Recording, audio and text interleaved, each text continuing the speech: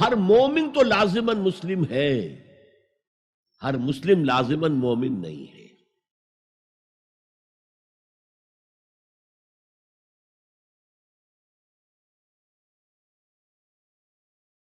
اور مومن اور مسلم تقریباً ہم معنی اور مترادف الفاظ کے طور پر استعمال ہوئے، اگرچہ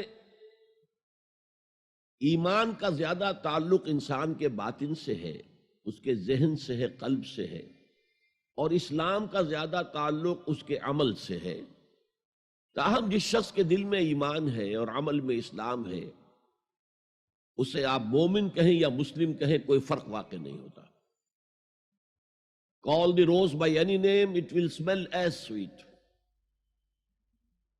لیکن یہ کہ اگر دو اصطلاحیں ہیں قرآن کی اور ہمارے دین کی، تو لازماً ان میں کوئی فرق ہے۔ اور یہ جو آج ہم جس کا مطالعہ کر رہے ہیں، یہ مقام قرآن حکیم کا اہم ترین مقام ہے اس خاص مضمون کے اعتبار سے۔ قالت الاعراب آمنا، یہ بدو لوگ کہہ رہے ہیں ہم ایمان لے آئے۔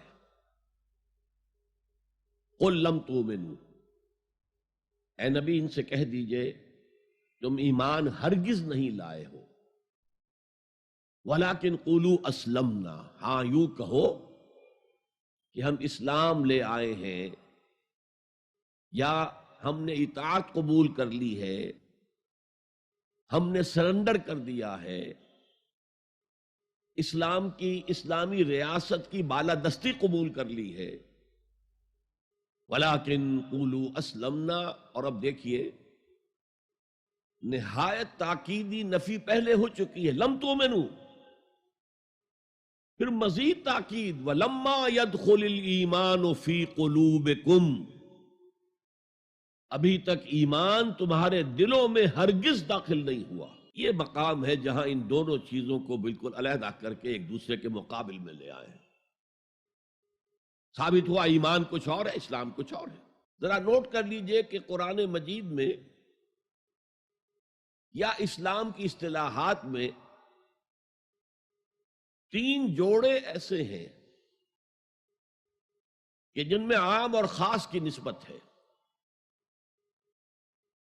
ایمان خاص ہے، اسلام عام ہے، یعنی ہر مومن تو لازماً مسلم ہے، ہر مسلم لازماً مومن نہیں ہے۔ یہی معاملہ نبی اور رسول کا ہے۔ نبی عام ہے، رسول خاص ہے۔ ہر رسول تو لازماً نبی ہے، لیکن ہر نبی لازماً رسول نہیں ہے۔ یہی معاملہ جہاد اور قتال کا ہے۔ قتال تو لازماً جہاد ہے، لیکن جہاد لازماً قتال نہیں ہے۔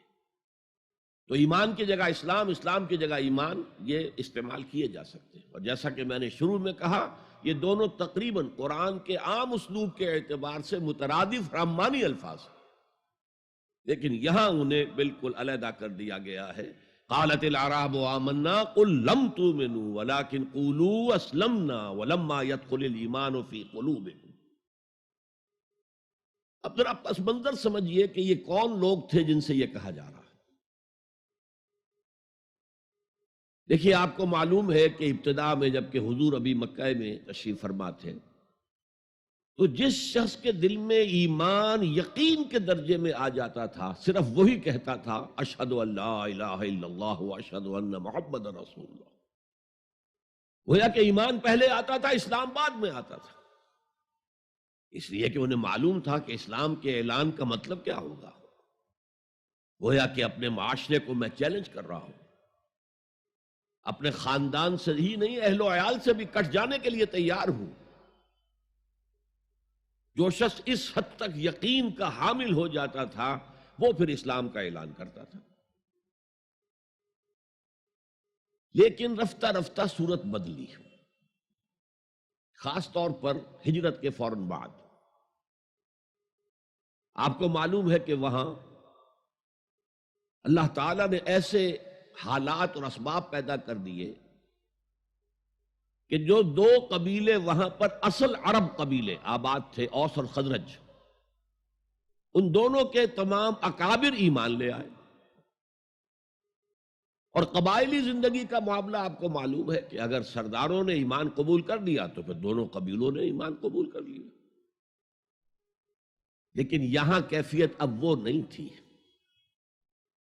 یقیناً بہت سے لوگ ان میں وہ تھے جنہوں نے دل کے ساتھ ایمان قبول کیا تھا، اس کے فیس ویلیو پر تسلیم کیا تھا. لیکن بہت سے لوگ وہ بھی تھے کہ جو یہ دیکھ کر کہ پورا قبیلہ اسلام لا رہا، چلو ہم بھی شامل ہو جائیں. یہ صورت تبدیل ہونی شروع ہو گئی. یعنی ان کے حد تک اسلام پہلے آ گیا، پھر رفتہ رفتہ حضور کی معیت میں رہے، حضور کی صحبت حاصل رہی اور اس سے استفادہ کیا تو ایمان بھی پیدا ہوتا چلا گیا. اب یہاں اسلام پہلے آیا، ایمان بعد میں آیا. یہی کیفیت ہماری ہے آج. ہم مسلمان تو پیدائشی طور پر ہیں، مسلمان والدین کے گھر میں پیدا ہوئے، الا یہ کہ کوئی اور کسی دوسرے مذہب سے تعلق رکھنے والا ایمان قبول کرتا ہے، اسلام قبول کرتا ہے، تو اسے بھی اپنے خاندان سے کٹنا پڑتا ہے، اسے اسی طرح کے حالات سے، چاہے وہ مار پیٹ اور وہ پرسیکیوشن اور وہ تشدد اور وہ ٹارچر نہ ہو جو ہو رہا تھا مکہ مکرمہ میں. لیکن بہرحال کافی کچھ قیمت انسان کو ادا کرنی پڑتی ہے اپنے اسلام کے قبول کرنے کی. لیکن ہماری 99,999 فی لاکھ جو اکثریت ہے وہ تو انہی پر مشتمل ہے جو آباء و اجداد کی وجہ سے due to accident of birth مسلمان ہیں. تو اسلام تو پیدائشی طور پر مل گیا، پیدا ہوتے ہی داہنے کان میں اذان پڑھی گئی، بائیں میں اقامت کہی گئی. بڑا عجیب سا نکتہ ہے، ایک صاحب نے جب بیان کیا تو میں واقعی چونک گیا. انسان کی پیدائش کے وقت اذان دی گئی اور اقامت کہی گئی، نماز کوئی نہیں. اور اس کے انتقال کے وقت نماز پڑھی گئی بغیر کسی اذان کے، بغیر کسی اقامت کے. گویا کہ اس نماز کی اذان اور اقامت پیدائش کے وقت ہے جو نماز جنازہ کی شکل میں اس کی موت کے وقت پڑھی جا رہی ہے. اور یوں کہا جا سکتا ہے کہ ہماری یہ دنیاوی زندگی بس اتنے ہی وقفے کا نام ہے جتنی کہ اذان اور اقامت اور نماز کے درمیان ہوتی.